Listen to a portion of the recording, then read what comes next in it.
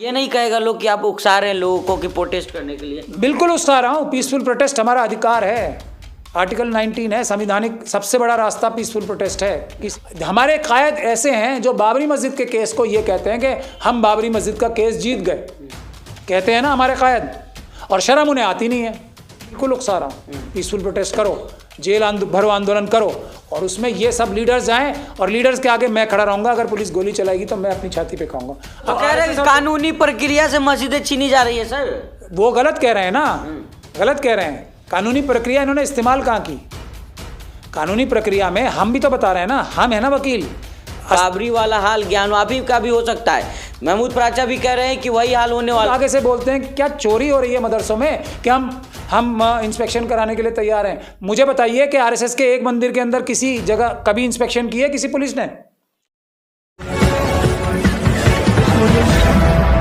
नमस्कार, आप देख रहे हैं 24 न्यूज में, आपके साथ राशिद कमाल। ज्ञानवापी मस्जिद को लेकर जिस तरह के जो फैसला या कोर्ट के उसके बाद से लगातार लोगों के बयान आ रहे थे, तमाम नेताओं के बयान आए, लेकिन महमूद प्राचा साहब ने जो बयान दिया उसको लेकर तमाम लोग सवाल कर रहे हैं और कह रहे हैं कि आखिर जो है महमूद प्राचा कैसे कह सकते हैं कि तंजीमें जो है, जो मुस्लिम तंजीमें जो केस जो है हारने के लिए लड़ रही हैं, क्योंकि जो कहा जा रहा है कि बाबरी वाला हाल ज्ञानवापी का भी हो सकता है।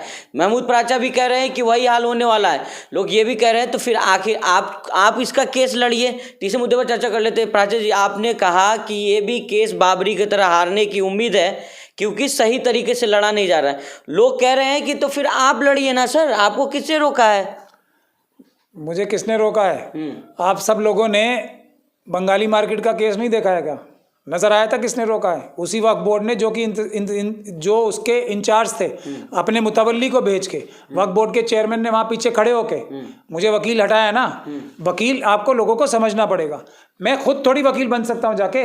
अगर वहां की इंतजामिया कमेटी ने एक चूज किया है वकील जमीयतों के साथ मिलके, तो वो वकील होंगे ना। मैं कैसे जबरदस्ती वकील बन सकता हूँ? वकील सॉलिसिट नहीं कर सकते काम।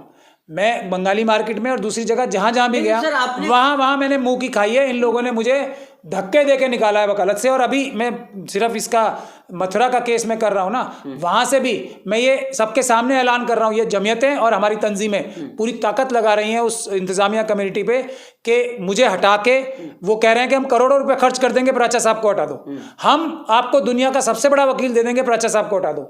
तो भाई मैंने ऐसा क्या गुनाह किया? मैंने तो अप्रैल तक स्टे लेके दिया है, जबकि हाई कोर्ट से हमारे खिलाफ ऑर्डर आया था। हमने सुप्रीम कोर्ट से स्टे लिया, वरना इन सर्वे का ऑर्डर तो हमारे खिलाफ भी आया था ना। हमने स्टे लिया और उसके बाद क्योंकि उन्हें पता है मुकाबला होगा, तो उन्होंने खुद कहा कि अभी हमारी तैयारी पूरी नहीं है, हम अभी जवाब भी फाइल करने के लिए तैयार नहीं है। तो तब कोर्ट ने कहा है कि जब तुम ही तैयार नहीं हो तो हमें भी कोई जल्दी नहीं है, अब हम अप्रैल की डेट दे रहे हैं। तो ये हो रहा है हमारे साथ, और मुझे हटाने के लिए पूरी ताकत लगाई जा रही है। अब भी लोगों को समझ में नहीं आता। और हमारे खिलाफ कोई एक दो लोग नहीं है, 25 के करीब पार्टियां उतारी हैं मथुरा के खिलाफ, मथुरा के केस के, मथुरा की ईदगाह मस्जिद के खिलाफ 25।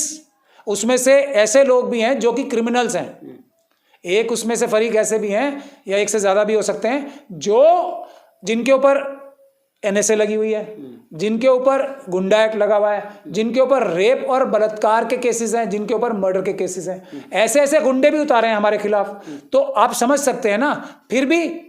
फिर भी हम कुछ तो लड़ाई कर रहे हैं, क्योंकि हम हारने के लिए केस नहीं लड़ रहे, क्योंकि हम जीतने के लिए केस लड़ रहे हैं। यही बयान तो लोगों को खटक रहा है कि आप कह रहे हैं कि जो जमातें जो केस लड़ रही है वो हारने के लिए लड़ रही है।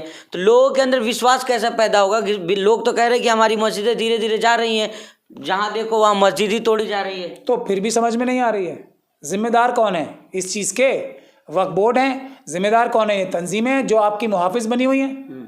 और मुहाफिज अगर जाके दुश्मनों के साथ रात को गठजोड़ करेगा, साठ गांठ करेगा, अमित शाह जी के घर जाके पकड़े गए थे ना रंगे हाथों, रात को छुपे में अंधेरे में जाके बातें करेंगे अमित शाह जी के घर पे। आरएसएस के ऑफिस में जाएंगे, जब पकड़े जाएंगे तो बोलेंगे हम तो बड़ी घंटे की मीटिंग करके आए थे। तो क्या बातें करने जा रहे हो? और जैसे ही ये मीटिंग करते हैं उसके बाद कब एक के बाद एक मस्जिदें और मदरसे गिरने शुरू होते हैं। ये खुद आगे से बोलते हैं क्या चोरी हो रही है मदरसों में, कि हम इंस्पेक्शन कराने के लिए तैयार हैं। मुझे बताइए कि आरएसएस के एक मंदिर के अंदर किसी जगह कभी इंस्पेक्शन की है किसी पुलिस ने? और आरएसएस ने कभी कहा है कि हमारे आरएसएस के ऑफिस में झंडेवालान में आके और नागपुर में आके हमारी इंस्पेक्शन कर लो? लड़ेंगे, वो कहेंगे कोई ज़रूरत नहीं हमारी इंस्पेक्शन की। हमारे तंजीमों के लीडर क्या कहते हैं, आओ मदरसों की इंस्पेक्शन करो। तो ये खुद साजिश का हिस्सा नहीं है। मेरी बात पे जो भरोसा करेगा, मैं सरासर उस इंसान के खिलाफ हूँ। मेरी बात पे भरोसा नहीं करना चाहिए, किसी की बात पे भरोसा नहीं करना चाहिए।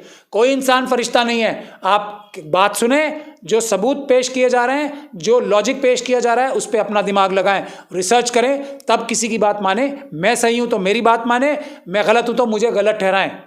ये अगर नहीं करेंगे तो हर आदमी गलती करेगा, आप लोग गलती करेंगे। हमारे कायद ऐसे हैं जो बाबरी मस्जिद के केस को ये कहते हैं कि हम बाबरी मस्जिद का केस जीत गए, कहते हैं ना हमारे कायद, और शर्म उन्हें आती नहीं है। बाबरी मस्जिद का केस जीता गया है, लेकिन उनका देखिए ना हौसला, उनको पता है कि उनके साथ कुछ नहीं कहेगी आवाम, कुछ नहीं करेगी उन्हें आवाम, इसलिए वो ये ऐसी हरकतें कर रहे हैं जिनमें उनको शर्म ही नहीं आती। नहीं, कल के सर प्रेस कॉन्फ्रेंस में जमात ने कहा कि जो है कानून की किताबों को फाड़ देना चाहिए, जो हाथ में लाठी है वो हाथ बदली भी जाती है, इस तरह के बयान आए। तो अब आगे क्या करे जमात, जो है केस कोर्ट में चल ही रहा है, सड़क पे उतर जाए? पहले हिसाब दे कि हमने इतने पैसे कलेक्ट किए। देखिए, पुरानी जो गलतियां हुई हैं या सही काम हुए, उससे सीखेंगे, नहीं तो कुछ नहीं होगा। पहले ये, अगर वो सच्चे हैं, पहले अपने हिसाब दें, इतने पैसे हमने इस साल में कलेक्ट किए, इतने पैसे हमने इस साल में कलेक्ट किए और इस हिस्से किए। जब वो ये हिसाब देंगे तब पता लगेगा लोगों को कि कितने पैसे इन लोगों ने कहाँ लगाए हैं, और कितने पैसे लोगों ने अपना पेट काट के इनको दिए हैं, और उसका क्या किस जगह खर्च किए हैं, और क्या अच्छे कामों में या बुरे कामों में खर्च किए हैं। पहला काम ये, जब लोग इनके ऊपर विश्वास करना शुरू करें। दूसरी बात ये, या तो ये बहुत बड़े वकील हैं तो ये वकालती कर लें, वरना ये आके अखबारों में बयानबाजी बंद करें। इनकी तरफ से जो वकील है ना, वो बात करें आके, ये हैं कौन, लॉ की दुनिया में ये हैं कौन, और आके तरह की बातें करेंगे। ये क्या आरएसएस क्या कह रही है, कानून की किताबें फाड़ दो, यही आरएसएस कहती है ना, संविधान फाड़ दो, जला दो। आरएसएस ने जलाया, हमने उनके खिलाफ, आरएसएस की तंजीमों के खिलाफ हमने मुकदमे कर रखे हैं। यही काम अब ये करेंगे। नहीं तो वो तो कह रहे हैं कानूनी प्रक्रिया से मस्जिदें छीनी जा रही है सर। वो गलत कह रहे हैं ना, गलत कह रहे हैं। कानूनी प्रक्रिया इन्होंने इस्तेमाल कहाँ की? कानूनी प्रक्रिया में हम भी तो बता रहे हैं ना, हम है ना वकील, 80% जो फ़ायदा मिलेगा वो पीसफुल प्रोटेस्ट के जरिए मिलेगा। SC ST OBC और दूसरी माइनॉरिटीज़ जो हैं वो भी इसी गुनाह की शिकार हैं। ये रविदास मंदिर हम लोगों ने इतना बड़ा एजिटेशन करके वापस ली जगह, कितनी वाल्मीकि मंदिरों को तोड़ा गया, हमने दिल्ली में ही एक बौद्ध विहार तोड़ा गया था, हमने वापस ली जगह, लड़ाई लड़के ही ली ना। खुद करबला जो जोरबाग की है वो लड़ाई लड़के वापस ली ना, कानूनी लड़ाई लड़के ही वापस ली। उसमें पीसफुल प्रोटेस्ट थी। 80% काम करते हैं, 20% काम अदालतें करती हैं, अदालतों में होता है, वकीलों का काम होता है। वो तो जीते जा रहे हैं ना केसेस। तो ये क्या कर रहे हैं, ये पैसे कलेक्ट कर रहे हैं, केसेस जानबूझ के हार रहे हैं। इनके खुद के वकील कहते हैं कि हम हारने के लिए केस लड़ते हैं, और उसके बाद इल्ज़ाम देते हैं ये कि जजेस के ऊपर और संविधान के ऊपर। तो संविधान कमज़ोर करने के लिए तो आरएसएस ये काम कर रही है। ये दोनों मिल जाएंगे और फिर संविधान खत्म तो फिर सब कुछ खत्म। जमात इस्लामी हिंद के जो हैं वो कह रहे हैं कि जनता इसका फैसला करेगी, कि आवाम इसका फैसला करेगी। आप क्या करोगे? मैं कल जा रहा हूँ UCC का प्रोटेस्ट में, 5 तारीख को मैं देहरादून जा रहा हूँ। आओ, आइए कुर्बानी देने के लिए, गोली खाने के लिए, लाठी खाने के लिए आइए ना। क्या सिर्फ माल खाने के लिए ही हैं? अच्छी मुरगन ग़िज़ाएँ खाने के लिए हैं, अच्छे कपड़े पहनने के लिए हैं, अच्छे साफ़े बांधने के लिए हैं। अपनी जैसे मोदी जी, अब कल तो मैंने एक बहुत बड़े मौलाना को देखा, मुझे लग रहा है मोदी जी और उनका जो वो है ना, जो नहीं, नॉट क्रिएटर, जो ये मेकअप आर्टिस्ट है, वो एक ही है। एक मौलाना को कल मैंने देखा, सफ़ेद रंग की पगड़ी पहन के और सफ़ेद रंग की दाढ़ी, और कुछ मूछें उनकी यहाँ पे थोड़ी सी ब्लैक हैं। तो क्या परफेक्ट एकदम उनकी जो मेकअप आर्टिस्ट ने किसी ने किया, और एक भी दाढ़ी का बाल इधर उधर नहीं था। जैसे मोदी जी को देख लीजिए, एक दाढ़ी का बाल उनका इधर उधर होता है, एकदम बिल्कुल बढ़िया तरीके से तराशा हुआ। तो ये जब मेकअप आर्टिस्ट तक एक हैं तो फिर क्या फर्क रह गया? तो सर आप ये कहना चाह रहे हैं कि जो ना गोली खाने आओ ना प्रोटेस्ट करने के लिए कह रहे हैं आप, आओ ना 5 तारीख को UCC के खिलाफ प्रोटेस्ट हो रहा है, वहां पे SC ST OBC माइनॉरिटी सब लोग कर रहे हैं। आओ, आइए, वेलकम। आओ देहरादून। तो प्रेस कॉन्फ्रेंस कौन करेगा सर, अगर वो प्रोटेस्ट करेंगे? तो प्रेस कॉन्फ्रेंस वो करेंगे जो प्रोटेस्ट नहीं करेंगे, जो दलाल नहीं होंगे, जो दलाल नहीं होंगे वो प्रोटेस्ट भी करेंगे, प्रेस कॉन्फ्रेंस भी करेंगे। मैं भी करता हूँ प्रेस कॉन्फ्रेंस, मैं प्रोटेस्ट भी करता हूँ, प्रेस कॉन्फ्रेंस भी करता हूँ, लेकिन सिर्फ प्रेस कॉन्फ्रेंस दलाल करते हैं।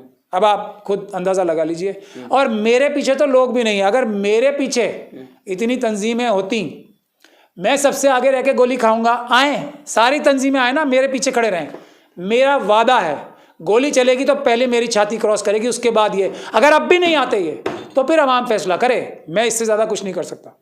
तो ये नहीं कहेगा लोग कि आप उकसा रहे हैं लोगों को कि प्रोटेस्ट करने के लिए? बिल्कुल उकसा रहा हूँ। पीसफुल प्रोटेस्ट हमारा अधिकार है, आर्टिकल 19 है, संविधानिक सबसे बड़ा रास्ता पीसफुल प्रोटेस्ट है किसी भी जंग को जीतने का, संविधानिक जंग को जीतने का, कानूनी अपना हक और इंसाफ लेने का सबसे बड़ा रास्ता पीसफुल प्रोटेस्ट है। मैं बिल्कुल उकसा रहा हूँ, पीसफुल प्रोटेस्ट करो, जेल भरो आंदोलन करो, और उसमें ये सब लीडर्स आए और लीडर्स के आगे मैं खड़ा रहूंगा। अगर पुलिस गोली चलाएगी तो मैं अपनी छाती पे खाऊंगा। अब भी नहीं आते तो ये कौन है, ये सब लोग आप जान लो। बहुत शुक्रिया बात करने के लिए। तो ये थे महमूद पराचा जी, जो तमाम मुद्दों पर चर्चा कर रहे थे। सर का जो कल का बयान था वही आज भी कह रहे हैं कि जो जमात के लोग हैं वो बस प्रेस कॉन्फ्रेंस कर रहे हैं, कुछ ज़मीनी काम नहीं कर रहे हैं। और जो केस लड़ी जा रही है ज्ञानवापी मस्जिद को, अगर सही ढंग से नहीं लड़ी गई तो बाबरी वाला हाल जो है ज्ञानवापी का भी होने वाला है। आपकी क्या कुछ राय है, हमें जरूर बॉक्स में बताएं। बहुत बहुत धन्यवाद।